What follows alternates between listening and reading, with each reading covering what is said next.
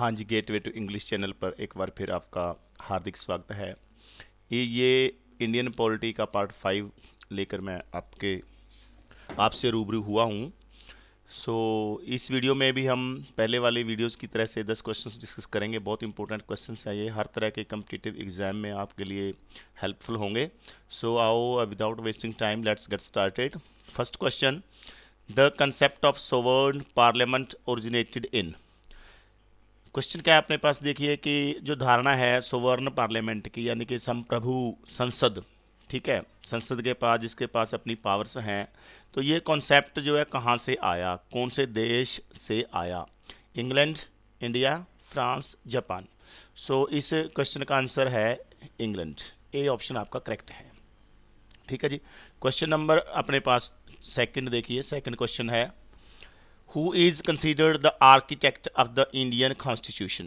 भारतीय संविधान का जो आर्किटेक्ट है वो किसे माना जाता है? Mahatma Gandhi, B R Ambedkar, Jawaharlal Nehru, B N Rao. इस क्वेश्चन का जो करेक्ट आंसर है वो बी ऑप्शन करेक्ट है, बी आर अम्बेडकर साहब, ठीक है। वो आर्किटेक्ट उनको माना जाता है, ठीक है। फादर ऑफ इंडियन कॉन्स्टिट्यूशन भी उनको कहा जाता है, ठीक है बेटा। आगे चलिए, question number 3, The concurrent list in the Indian Constitution is adopted from the Constitution of।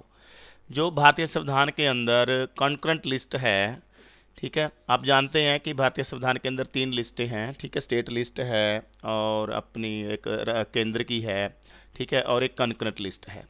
concurrent list का जो कॉन्सेप्ट है वो पूछा गया है कि कहाँ से आया, कौन से देश के संविधान से लिया गया। इसका जो करेक्ट ऑप्शन है डी है, ऑस्ट्रेलिया से concurrent लिस्ट का जो कॉन्सेप्ट है वो लिया गया है, ठीक है।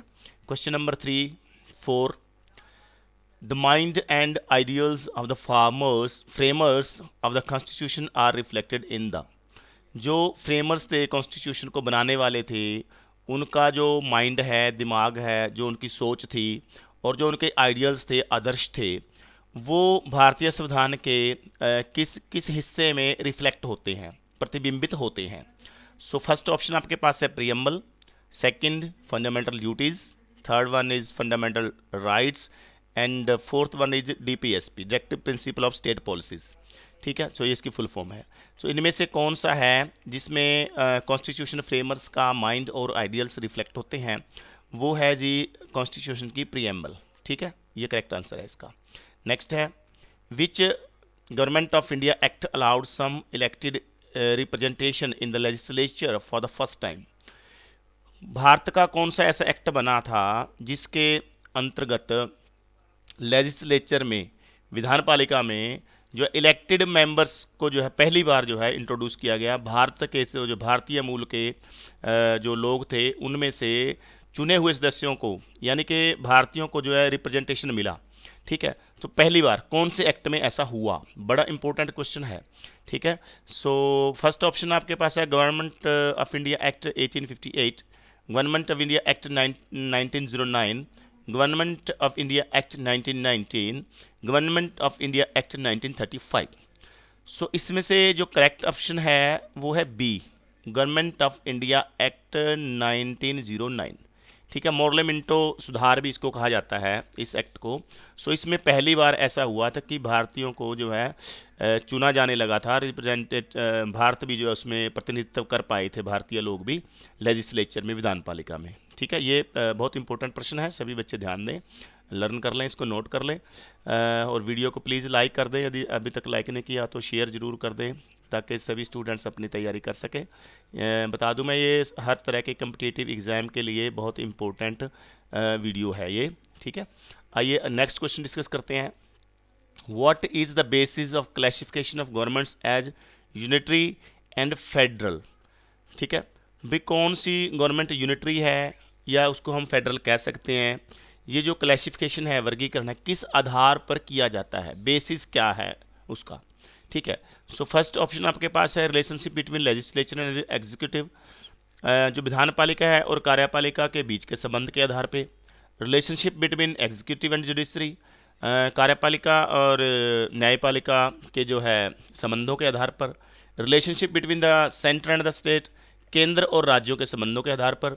Relationship between legislature, executive and judicial wings of government, ये तीनों जो विंग्स हैं इनके रिलेशनशिप के आधार पर कौन सा करेक्ट आंसर होगा इसमें? सी ऑप्शन जो है वो करेक्ट होगा, relationship between the centre and the state.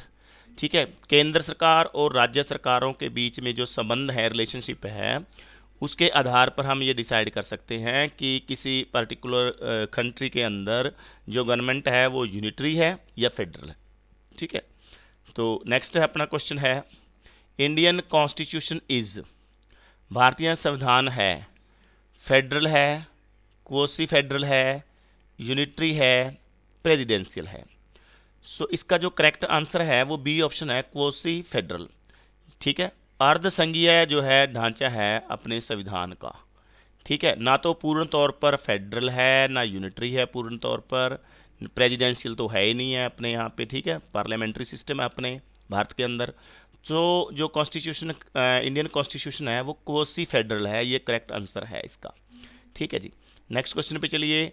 The state possesses only external sovereignty, only internal sovereignty, both A and B, दोनों करेक्ट हैं ये, और नीदर ए नॉर बी, इनमें से कोई भी ठीक नहीं है।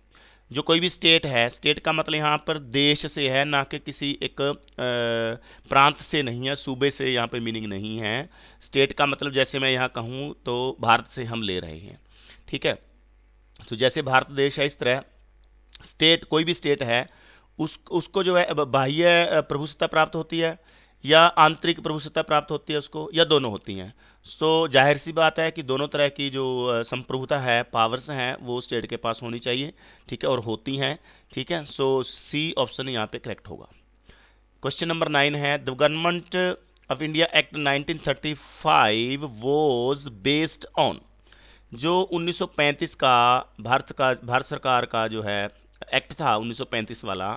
ठीक है, सो वो किस पर आधारित था? साइमन कमीशन की रिपोर्ट्स पर, लॉर्ड कर्जन कमीशन की रिपोर्ट्स पर, ठीक है, डिमिट्रोव थीसिस के आधार पर था, या लॉर्ड क्लाइव्स की रिपोर्ट के आधार पर बना था ये? सो ये एक्ट बना था साइमन कमीशन की रिपोर्ट के बेसिस पे। ठीक है, गवर्नमेंट ऑफ इंडिया एक्ट 1935, जैसे ही इसमें लिखा ही हुआ है 1935, उस टाइम भारत आज़ाद नहीं हुआ था। भारत की आज़ादी से पहले जब ब्रिटिश की सरकार थी भारत के अंदर, तो उन्होंने काफ़ी सारे जो है एक्ट्स बनाए थे भारत को के ऊपर शासन करने के लिए। तो उन्हीं में से एक जो है ये बहुत इंपॉर्टेंट एक्ट था 1935 का। ठीक है, उससे पहले एक 1909 का एक्ट भी हमने डिस्कस किया, जिसको मार्लियामेंटो सुधार के नाम से भी जाना जाता है। ठीक है, उसमें पहली बार जो है भारत को रिप्रेजेंटेशन मिलता भारतीय लोगों को। ठीक है, लेजिस्लेचर में। ठीक है, चुनाव होने लग गए थे। सो यहाँ पर जो है साइमन कमीशन की रिपोर्ट के आधार पर ये एक्ट जो है बना था 1935 वाला, ध्यान रखना ये इंपॉर्टेंट है। देन नेक्स्ट क्वेश्चन है अपने पास, who described the government of India act 1935 as a new charter of bondage, किसने 1935 के भारत सरकार के इस अधिनियम को, एक्ट को जो है एक बॉन्डेज का नया चार्टर जो है बताया था? ऑप्शंस हैं Mahatma Gandhi, doctor Rajendra Prasad, JL Nehru, B R. Ambedkar. सो इनमें से जो करेक्ट ऑप्शन है वो सी है, पंडित जवाहरलाल नेहरू ने इस एक्ट के बारे में ऐसा बोला था कि ये जो है बॉन्डेज का नया चार्टर है। ठीक है, सो ये थी अपना लास्ट क्वेश्चन था इस वीडियो का। वीडियो को प्लीज़ लाइक ज़रूर कर देना, शेयर कर देना, और यदि आप चैनल पर नए हो चैनल को सब्सक्राइब करना मत भूलना, बेल आइकन ज़रूर प्रेस करना, ताकि जैसे ही कोई नई वीडियो अपलोड हो उसका नोटिफिकेशन आपको मिल जाया करे। Thank you very much, bye bye.